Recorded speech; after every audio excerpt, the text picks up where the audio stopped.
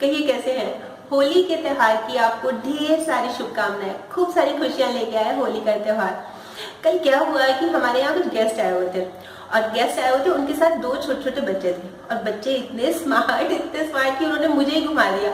मतलब इतने सारे ऐसे ऐसे क्वेश्चंस पूछे, तो मुझे लगा कि आज कोई टॉपिक करने के बजाय, क्योंकि वैसे भी आज होली है, तो कुछ डिफरेंट करते हैं। तो जो उन्होंने मेरे से क्वेश्चंस पूछे तो मैं आपसे शेयर भी कर रही हूँ और आप भी कोशिश कीजिएगा कि आप उसका जवाब दे सके। बहुत ही ज्यादा माइंड ब्लोइंग जिसको कह सकते हैं। तो सबसे पहले तो उन्होंने मेरे से एक पहेली पूछी और पहेली में उन्होंने ये पूछा कि एक बहुत मतलब कंजस्टेड सी मार्केट है, बहुत सारी दुकानें हैं और एक दुकान है उसमें रुई की, एक लकड़ी की और एक कागज की, 3 दुकानें। और अचानक से उन दुकानों में आग लग जाती है। फटाफट एम्बुलेंस को फोन करते हैं कि भी जल्दी आओ जल्दी आओ और ये बताओ कि वो कौन सी दुकान को पहले आग बुझाएगी। जब वो आएगी रुई की, कागज की, कपड़े की, कौन सी दुकान को।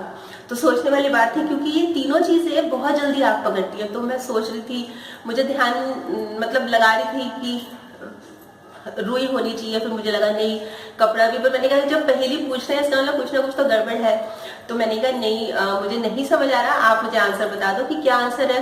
तो हंसने लगे, कहते मैंने मुझे क्या हुआ भाई कहाँ पे आग बुझाएगी, ये तो वाकई में सोचने वाली बात है। तो वो हंसते हुए बोले कि आपने पहली ध्यान से नहीं सुनी। मैंने कहा बिल्कुल ध्यान से सुनी है। तो कहते दोबारा सोचो उस पहली को हमने क्या पूछा था।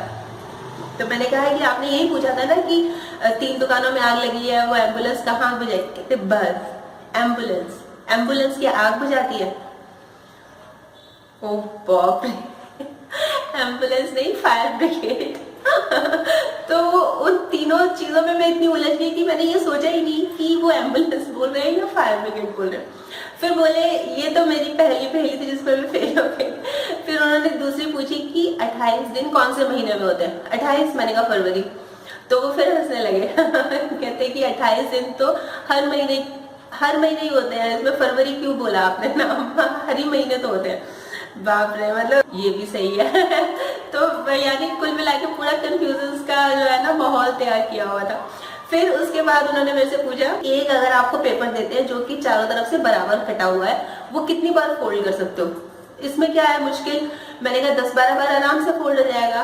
तो उन्होंने बोला कि ठीक है आप करके दिखाओ, एक पेपर को आप 7 से ज्यादा बार फोल्ड ही नहीं कर सकते, बराबर कटा हुआ पेपर। तो मैंने कहा इसमें क्या है, ये तो मैं करके दिखाती हूँ और ये तो हो जाएगा। ये मैं पेपर ले आई और मैंने कहा कि इसको कितनी बार फोल्ड करना है। कहते 7 बार, मतलब 7 बार से ज्यादा फोल्ड कर ही नहीं सकते। तो ये बराबर का कटा हुआ है। सबसे ज्यादा उनकी ये रिक्वायरमेंट होती है कि बराबर होना चाहिए कागज।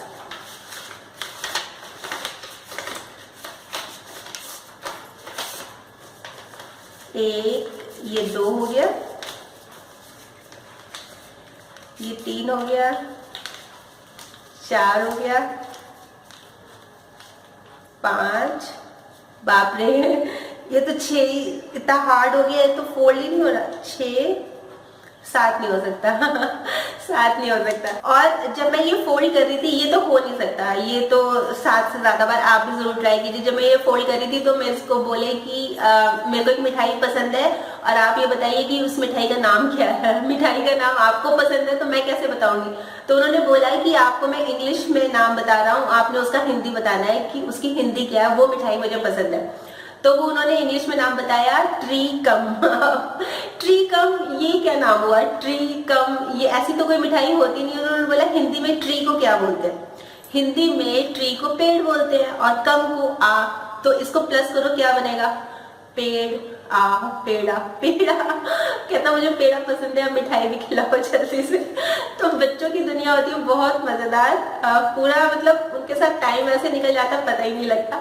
तो हमें भी, हम बड़ों को भी ऐसे ही खुश रहना चाहिए, हमेशा मुस्कुराते रहना चाहिए। और फिर देखिए कि कितना अच्छा सब कुछ, कितना अच्छा है। जैसे हर दिन जैसे त्योहार होता है वैसा ही महसूस होगा। तो आपको एक बार फिर से होली के त्योहार की बहुत सारी शुभकामनाएं। कल फिर मिलूंगी एक और नए टॉपिक के साथ। तब तक स्माइल भी रखिए और पॉजिटिव रहिए और पॉजिटिव सोचिए। ठीक, बाय।